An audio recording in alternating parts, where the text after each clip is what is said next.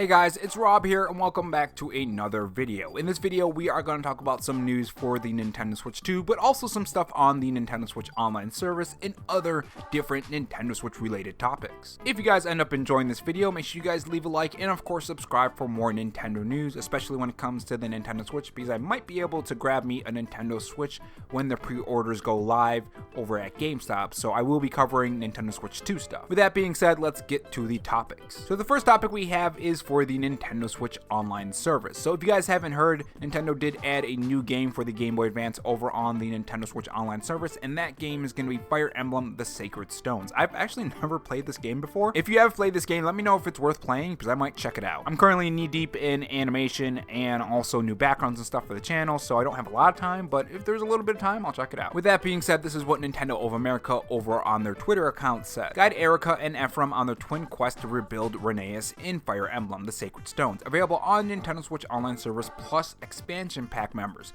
Hashtag Game Boy fans. By the way, let me know what you guys want on the Nintendo Switch when it comes to new games hitting the service. For me, when GameCube games come out, I hope they put iNinja on the Nintendo Switch Online service.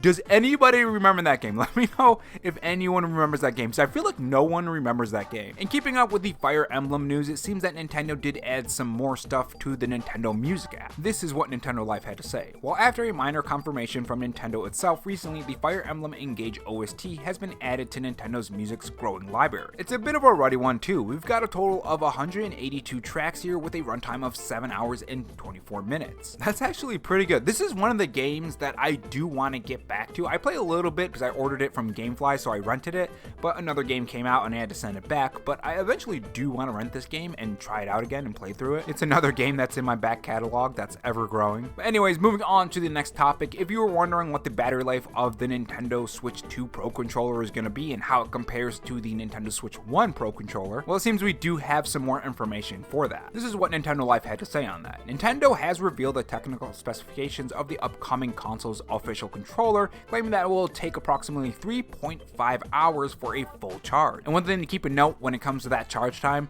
according to Nintendo Life, this is for the right cable, so the one that actually comes with the controller. So if you do use a different charger, it may not charge as fast. But anyways, they say for comparison's sake, the original Pro Controller took almost twice as long for a full charge, with Nintendo estimating a whopping 6 hours to take it to 100%. Now, just like the first Pro Controller, it's also going to have a battery life of 40 hours, but with the faster charge time, you're going to have to charge it less, so it's actually better than the Nintendo Switch 1 controller, which is pretty good. But anyways, continuing with the article. Aside from charging twice as fast, the Pro Controller also boasts a handful of console-specific additions like the C button, HD Rumble 2, and the bonus GL and GR buttons on the back. They also do say it's slightly smaller and also lighter too. Now this is actually pretty good as well. It also has a headphone jack, which the other one didn't, the Nintendo Switch 1 Pro Controller. And while you could use Bluetooth and stuff, I do also like the fact that some controllers do have head jacks. So let's say your headset dies and you can just plug in some old headphones or something, you know? Now they do say it does come packed with a USB-C charging cable as well, and it does have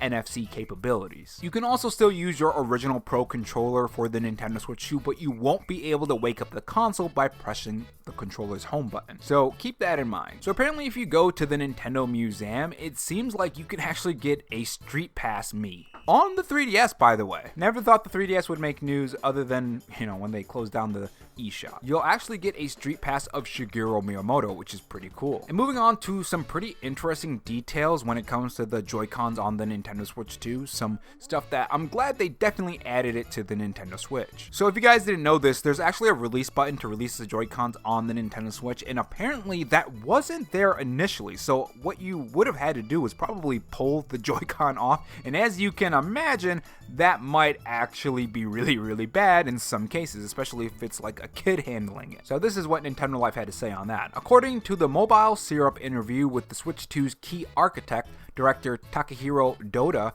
producer Koichi Kawamoto, and technical director Tetsuya Sasaki, the Joy-Con had originally not included a release button, with Kawamoto requesting that the Joy-Con be strong enough, I should say, so that the children couldn't accidentally remove them, and yet weak enough so that if the users wanted to simply remove them with force, they could. This is his direct quote. Originally, we didn't have the button that would release the magnet, and so you had to pull. And then we discussed, well, wouldn't the kids pull it apart? And like I said, yeah, that's something that I think would probably happen. So my first request was, please use a strong magnet. And the second was, okay, if you want to be able to pull it, make sure you're able to pull it. So I gave that conflicting request to the hardware experts, laughs, and to take this request and bring it into realization. We had several ideas using magnets, but for some of them, the technology wasn't quite available to us just yet. So again, we just went through so many iterations before we arrived at a solution. I always like these kind of things, like the behind the scenes of different consoles and how they have to problem solve different things about the consoles. It's always interesting to see some behind the looks. I'm sure they have more out there. I'll have to look at them and see them. Anyways, rounding off this video is something that I've actually wondered even before the Nintendo Switch 2 reveal, and that's, is Diablo 4 even coming to the Nintendo Switch 2? Well, the first thing I want to bring up that was linked into this article is that a rumor was going around in January, and it said this, or Nintendo Life said this, I mean. A new claim states that Blizzard's Diablo 4 may currently be in development for Nintendo's upcoming Nintendo Switch 2 hardware.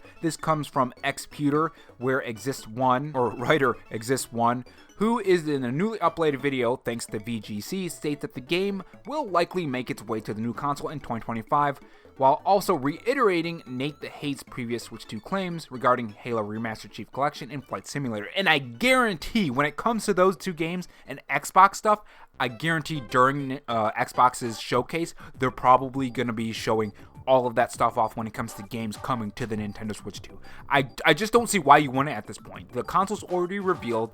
It's going to be releasing in June. Pre-orders are happening. I mean, it's going to be pretty cool. But anyways, continuing. When we fast forward to current day, it seems that there was an interview with the Diablo devs, and it's going to be pretty interesting to see what they say. So this is what they say, according to Nintendo Life. Blizzard's Diablo series is tailor-made for the Nintendo Switch. Both Diablo 2 and 3 are fantastic on the hybrid console, and there are rumors out there that the latest entry, Diablo 4, may be coming to the Nintendo Switch 2.